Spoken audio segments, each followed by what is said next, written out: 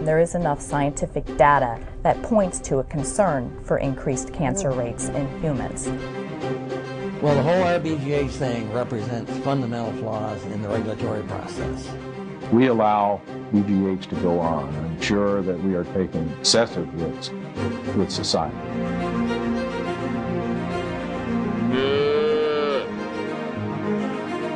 Our choices about the foods we eat are among the most important decisions we make about our health. Our bones, organs, and cells are built of food. Even our mood, energy level, and ability to think clearly are affected by what we buy at the grocery store. As our food changes, so do we. But are the changes taking place in our food supply beneficial? Consider milk, the traditional symbol of purity and nutrition, especially for children. But some milk has undergone a radical change. It's not the same wholesome milk our grandparents drank, and many experts believe this altered milk is leading to cancer and other serious problems.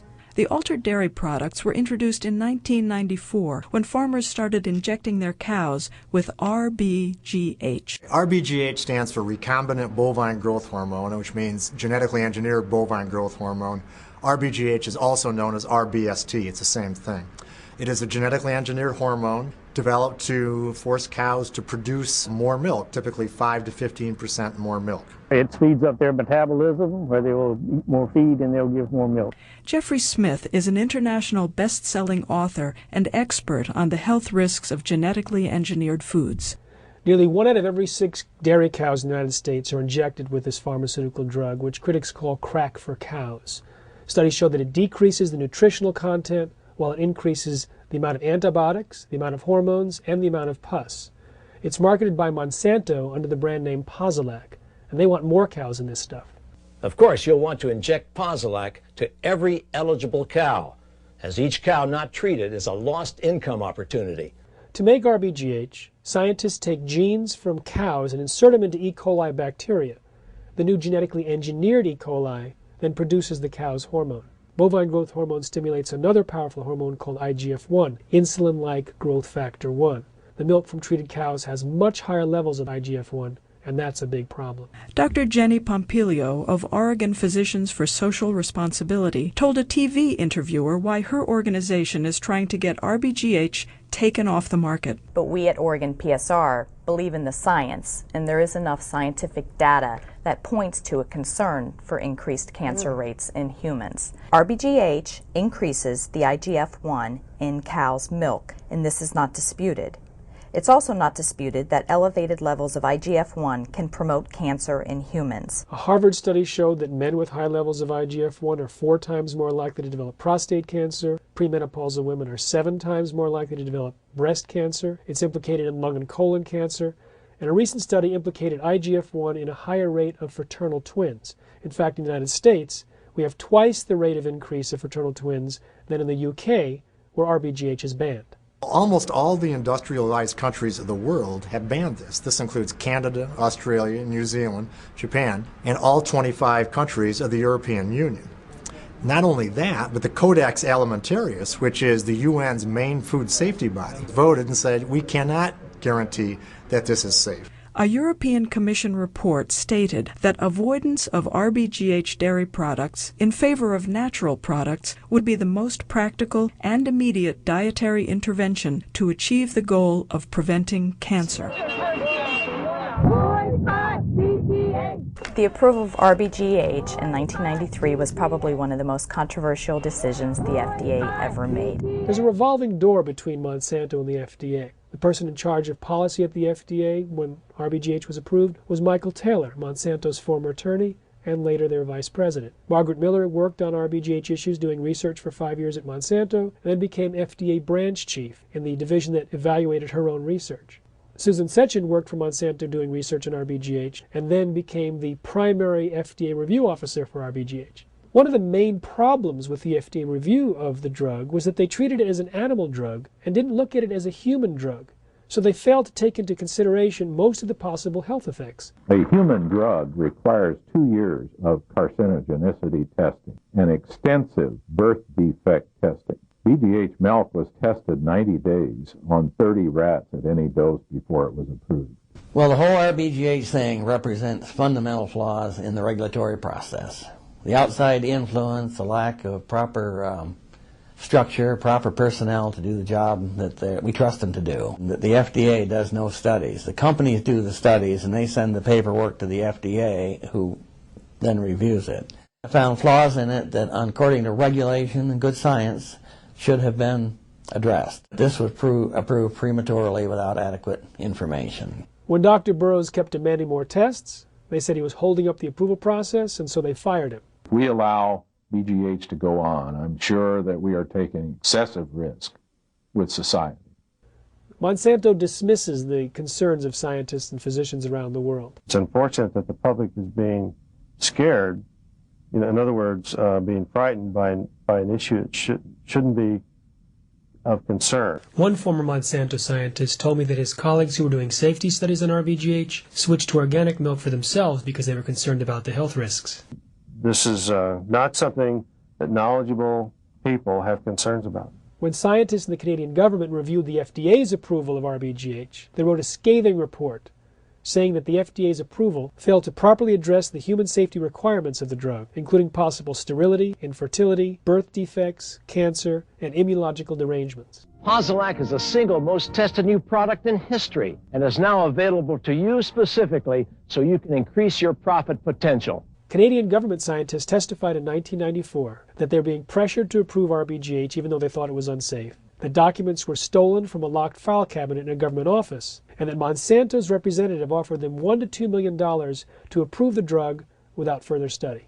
This alleged bribe was part of the coverage of a 4-part news series prepared by Fox television reporters Jane Acree and Steve Wilson. Monsanto Canada, whose representatives allegedly raised the subject of money at In the fall of 1994, Canadian television quoted a Canadian health official as reporting that Monsanto offered $1 to $2 million if her government committee would recommend BGH approval in Canada without further data or studies of the drug.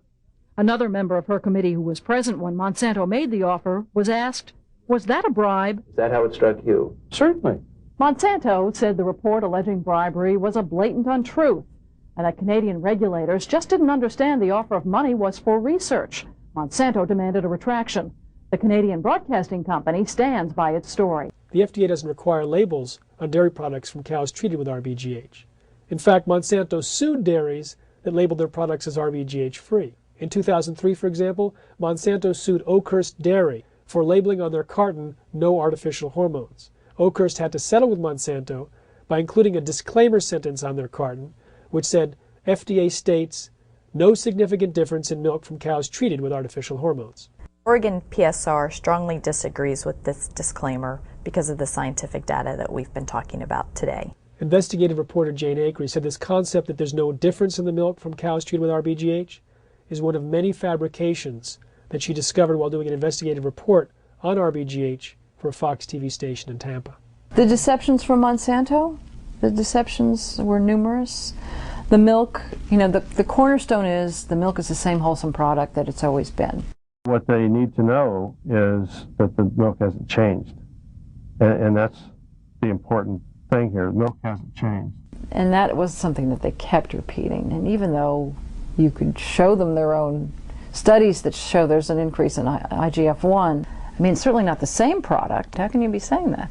In addition to more IGF-1 in the milk, there's also more bovine growth hormone. Now, the researchers claimed that this hormone was largely destroyed during pasteurization, but it turns out they pasteurized the milk 120 times longer than normal. The drug also increases an infection, a painful infection in the udder called mastitis, and this in turn increases the amount of pus in the milk. Because of the mastitis, dairy farmers use more antibiotics, and this cannot help but increase antibiotic resistance in humans, which is a major increasing health problem. So, for example, if you drank milk that had residues of erythromycin in it, then bacteria in your stomach could pick up resistance to that erythromycin, so that if you came down with an illness, you wouldn't be able to use erythromycin to treat. Dr. Michael Hansen is a scientist with Consumers Union, the publisher of Consumer Reports. Dr. Hansen and some members of Congress received an anonymous letter, allegedly from FDA employees, claiming that there was fraud and conflict of interest at the FDA. So with all of these different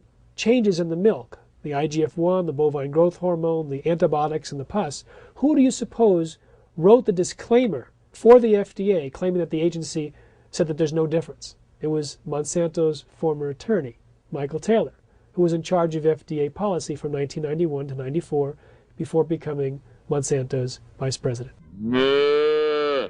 Most organizations went along with the FDA's initial approval because they trusted them in the approval process. The American Medical Association supported passage of RBGH. However, a year later, their Council on Scientific Affairs came out with a statement saying that IGF-1 needed to be studied further. Ron Davis, president of the American Medical Association, wrote on April 24, 2008, that hospitals should use milk produced without recombinant bovine growth hormone. The National Institutes of Health had indicated that the IGF-1 issue needs a little more looking at. The American Cancer Society, some spokesperson had made a statement, and I went to that spokesperson and I said, have you really signed off on this? And he said, no, we think that the IGF-1 issue probably needs some more investigation. Another big concern is that RBGH can be devastating to the health of cows. But according to Congressman John Conyers, Monsanto and the FDA have chosen to suppress and manipulate animal health test data in efforts to approve commercial use of BGH. They just went out and skewed the data. So yeah, it was bad science and bad regulation. Documents stolen from the FDA and later made public show that when Monsanto's researchers wanted to prove that injections did not interfere with cows' fertility, they apparently added cows to the study that were pregnant before they ever got injected. Charles Knight is one of many farmers who say RBGH burns out cows, shortening their lives by maybe 2 years. And about that same time is when we started having a lot of foot trouble. We dealt with that, and that's where we lost a lot of our cows, is through they got so crippled they couldn't walk. Knight says he replaced 75% of his herd due to hoof problems and mastitis. He says when he called Monsanto, they never mentioned company research that showed hundreds of cows on other farms were suffering from the same issues. It was overwhelming because they said, you're the only person that's having this problem, so it's got to be what you're doing. While it appears that Monsanto wanted to deny the problems with cows' health, now these side effects are listed right on the product warning label. This is actually the package insert, and on the back are listed all the 16 different medical conditions that can be associated in cows. So it's very difficult on the cows, and virtually every animal protection agency in the country has criticized RBGH. Monsanto works really hard to stop negative coverage on RBGH. They had a PR firm, and that PR firm created this dairy coalition, and they bragged in their internal memos how they had gotten a reporter taken off the case at the New York Times, so that the link between RBGH and cancer was never reported. They also talked about how they went after USA Today and many other papers trying to suppress any negative news coverage. In 1997, Fox Television was going to run its 4-part news series on RBGH, but 2 letters from Monsanto's attorney, one promising dire consequences to Fox and its owner, ultimately canceled the series, and the reporters were fired. In fact, the lawyer for Fox said this story isn't worth a couple $100,000 to go up against Monsanto. In recent years, several organizations have been educating consumers about the health risks of RBGH, and it's having a profound impact. Company after company is going RBGH free in response to consumer demand. RBGH is a house of cards, and the foundation of RBGH is consumer ignorance. Because once consumers find out about the problems associated with this hormone, then they don't want to have anything to do with it, and they vote with their dollars and start buying RBGH free products.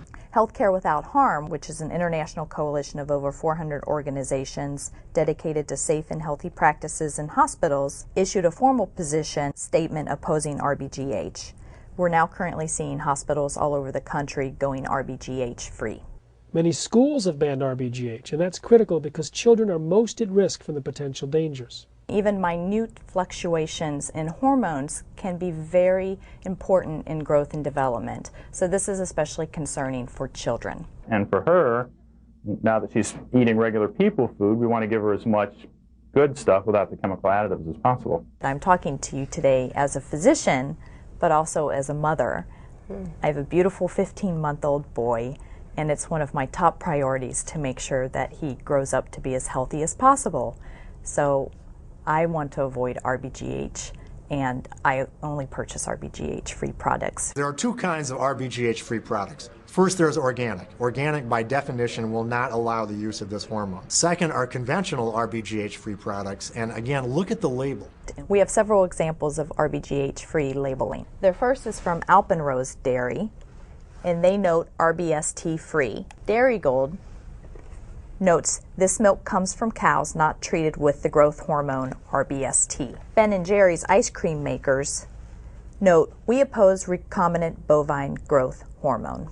When Ben & Jerry's became one of the first companies to label their products, some people criticized this as just a way to sell more of their ice cream. You know, so if you want to say it's in our self-interest, yeah, we want to keep our customers alive. You know, they eat more when they're alive. We think we've reached a tipping point with RBGH, that this will snowball and that at some point in the not too distant future we'll be RBGH free.